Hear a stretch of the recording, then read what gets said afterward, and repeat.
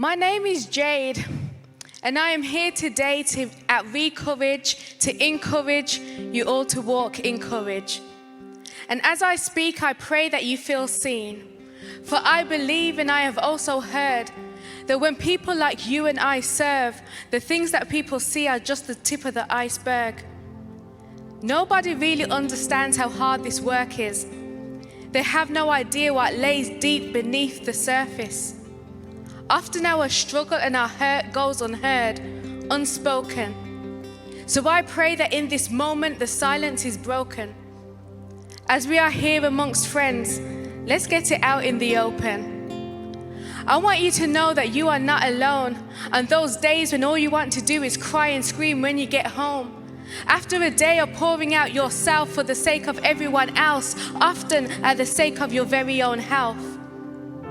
I know what it's like to give of yourself until you are hollow, and having words at the tip of your tongue that you are always forced to swallow, often disguising your very own sorrow with prayers for a more joyful tomorrow.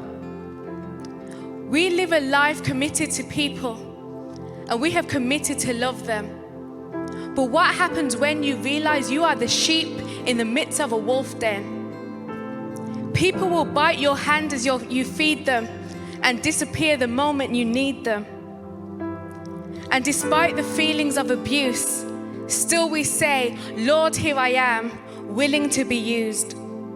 And that's why it's important that our hearts are renewed and that we take the time to be poured into.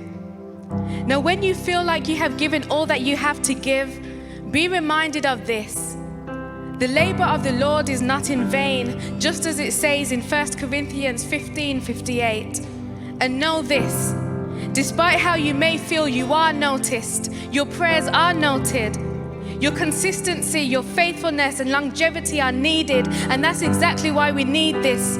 A place and a day where we can be encouraged, where we can recharge our hearts for a fresh start. So just as it says in the 51st Psalm, Lord, give us a steadfast spirit which is renewed so that we can continue to be used to bring people unto you. And help us, Lord, to take all of the things in our head that have been left unsaid and place them at your feet instead. Remember, to be effective in the kingdom, we must take care of ourselves. So Lord, renew us and then send us out. Thank you.